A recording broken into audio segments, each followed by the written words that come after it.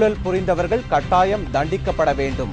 ஐக்கிய முற்போக்கு கூட்டணி விழாவில் சோனியா காந்தி பேச்சு.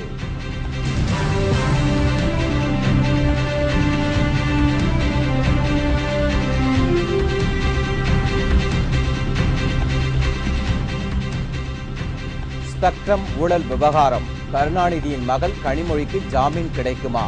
டெல்லி உயர்நீதிமன்றத்தில் இன்று ஜாமீன் மனு தாக்கல்.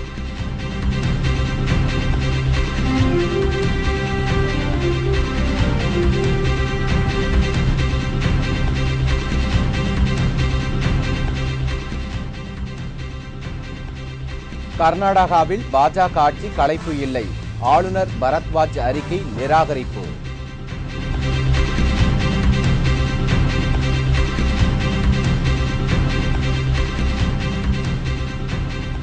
புதிய எம்எல்ஏக்கள் இன்று பதவியேற்பு. தற்காலிக சபாநாயகர் சேக்கு தமிழரசன் பதவி பிரமாணம் செய்து வைக்கிறார்.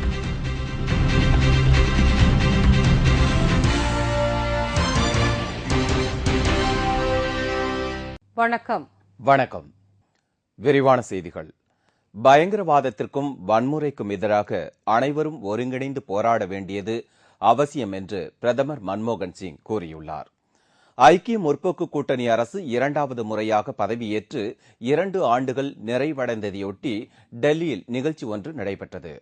இதில் கலந்து கொண்டு பேசிய பிரதமர் மன்மோகன் சிங், ஐக்கிய முற்போக்கு கூட்டணி அரசு கடந்த 7 வருடங்களாக ஆட்சி புரிந்ததில் நாட்டில் சமூக முன்னேற்றம், மத நல்லிணக்கம் மற்றும் பொருளாதார வளர்ச்சி ஏற்பட்டுள்ளதாக அவர் தெரிவித்தார்.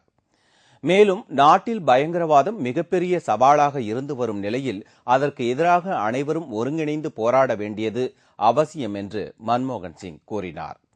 இதைத் தொடர்ந்து பேசிய ஐக்கிய முற்போக்கு கூட்டணி தலைவர் சோனியா காந்தி, ஊழலுக்கு எதிரான நடவடிக்கைகள் கண்டிப்புடன் எடுக்கப்படும் என்றும் ஊழல் புரிந்தவர்கள் தண்டிக்கப்பட வேண்டும் என்றும் தெரிவித்தார்.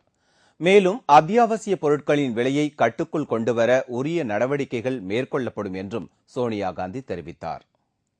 ஸ்பெக்ட்ரம் ஊழலில் கைது செய்யப்பட்டு திகார் சிறையில் அடைக்கப்பட்டுள்ள கருணாநிதியின் மகள் கனிமொழி டெல்லி உயர்நீதிமன்றத்தில் இன்று ஜாமீன் மனு தாக்கல் செய்கிறார்.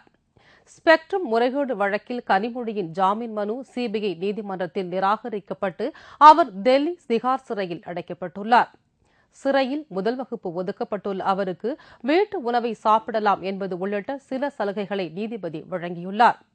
டெல்லியில் தற்போது கடுமையான வெப்பம் நிலவுவதால் சிறையில் நீண்ட நேரம் தூக்கமின்றி கனிமொழி அவதிப்பட்டதாக தெரிகிறது. இந்த நிலையில் நேற்றைய முன்தினம் சிபிஐ நீதிமன்றத்தில் கனிமொழி தாக்கல் செய்த ஜாமீன் மனு தள்ளுபடி செய்யப்பட்டதை அடுத்து டெல்லி உயர்நீதிமன்றத்தில் ஜாமீன் கோரி மனு தாக்கல் செய்ய முடிவு செய்யப்பட்டது. அதன்படி டெல்லி உயர்நீதிமன்றத்தில் ஜாமீன் கோரும் மனுவை தாக்கல் செய்யும் நடவடிக்கைகளில் அவரது வழக்கறிஞர்கள் ஈடுபட்டுள்ளனர். ஸ்பெக்ட்ரம் வழக்கில் இதுவரை கைதான யாருக்கும் ஜாமீன் மனு வழங்கப்படாத நிலையில் டெல்லி உயர்நீதிமன்றத்தில் அவர்கள் தாக்கல் செய்த ஜாமீன் மனுக்களும் நிலுவையில் உள்ளது குறிப்பிடத்தக்கது. கர்நாடக மாநிலத்தில் பாஜக அரசை கலைக்க கோரி ஆளுநர் பரத்வாஜ் அனுப்பிய அறிக்கையை மத்திய அரசு நிராகரித்துள்ளது. கர்நாடக மாநிலத்தில் பாஜக அரசு பதவியேற்ற நாள் முதலே ஆளுநர் பரத்வாஜுக்கும் முதல்வர் எடியூரப்பாவிற்கும் இடையே மோதல் நிலவி வருகிறது. இந்நிலையில் கர்நாடக சட்டசபையிலிருந்து 16 உறுப்பினர்களை சபாநாயகர் போப்பண்ணா பதவி நீக்கம் செய்தது செல்லாது என்று உச்சநீதிமன்றம் அண்மையில் தீர்ப்பளித்தது.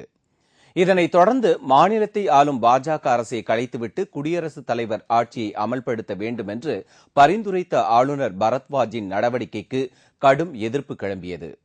மேலும் பரத்வாஜை ஆளுநர் பதவியிலிருந்து திரும்பப் பெற கோரி மாநிலம் தழுவிய தொடர் போராட்டத்தை பாஜக நடத்தி வந்தது. இந்நிலையில் பாஜக அரசை கலைக்க கோரும் ஆளுநரின் பரிந்துரையை மத்திய அரசு நிராகரித்துள்ளது. இருப்பினும் பரத்வாஜை ஆளுநர் பதவியிலிருந்து திரும்பப் பெற வேண்டும் என்று பாஜக வலியுறுத்தி வருகிறது. தமிழக சட்டப்பேரவையின் தற்காலிக சபாநாயகராக நியமிக்கப்பட்டுள்ள சேக்கு தமிழரசன் புதிய எம்எல்ஏக்களுக்கு இன்று பதவி பிரமாணம் செய்து வைக்கிறார். 14வது சட்டப்பேரவையின் முதல் கூட்டம் இன்று நடைபெறுகிறது. இதையொட்டி புனித ஜார்ஜ் கோட்டை விழாக்கோலம் பூண்டுள்ளது. மலர்கள் மற்றும் மாலைகளால் அலங்கரிக்கப்பட்டு புது பொலிவோடு காட்சி அளிக்கிறது. இன்று முதலமைச்சர் ஜெயலலிதா உட்பட 234 சட்டமன்ற உறுப்பினர்களுக்கு தற்காலிக சபாநாயகராக நியமிக்கப்பட்டுள்ள சேக்கு தமிழரசன் பதவி பிரமாணம் செய்து வைக்கிறார். பதவியேற்க வரும் உறுப்பினர்கள் தாங்கள் எம்எல்ஏவாக தேர்ந்தெடுக்கப்பட்டதற்கான தேர்தல் சான்றிதழை எடுத்து வர வேண்டும் என்று சட்டமன்ற செயலர் தெரிவித்துள்ளார். இதனிடையே சட்டப்பேரவை அவை முன்னவராக நிதியமைச்சர் ஓ பன்னீர்செல்வமும் அரசு கொறடாவாக சங்கராபுரம் அதிமுக சட்டமன்ற உறுப்பினர் மோகனும் நியமிக்கப்பட்டுள்ளனர். திகார் சிறையில் அடைக்கப்பட்டுள்ள கனிமொழியை காண டெல்லி செல்லும் திமுக தலைவர் கருணாநிதி காங்கிரஸ் தலைவர் சோனியா காந்தியை சந்திக்கப் போவது இல்லை என்று தெரிவித்துள்ளார். ஸ்பெக்ட்ரம் ஊழல் வழக்கில் கைது செய்யப்பட்ட கலைஞர் மகள் கனிமொழி டெல்லி திகார் சிறையில் அடைக்கப்பட்டுள்ளார். குளிர்சாதன வசதி இல்லாத 15க்கு 10 அடி அகலமே கொண்ட சிறு அறையில் அடைக்கப்பட்டுள்ள அவரை பார்ப்பதற்காக கருணாநிதி இன்று டெல்லி செல்ல உள்ளார்.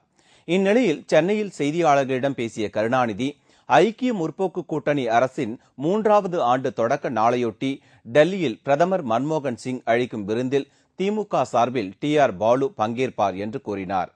டெல்லி செல்லும்போது காங்கிரஸ் தலைவர் சோனியா காந்தியை தாம் சந்திக்கப் போவது இல்லை என்றும் அவர் தெரிவித்தார். நீதிமன்றத்தில் ஆஜர்படுத்தப்படும் போதோ அல்லது சிறையிலோ கனிமொழியை அவர் சந்திப்பார் என தெரிகிறது.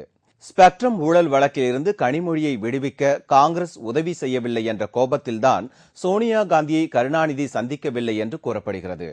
டெல்லியில் பிரதமர் மன்மோகன் சிங் அளிக்கும் விருந்தில் திமுகவைச் சேர்ந்த மத்திய அமைச்சர்கள் கலந்து கொள்ளப் போவதில்லை என்ற அறிவிப்பால் காங்கிரஸ் திமுக கூட்டணியில் விரிசல் அதிகரித்துள்ளது.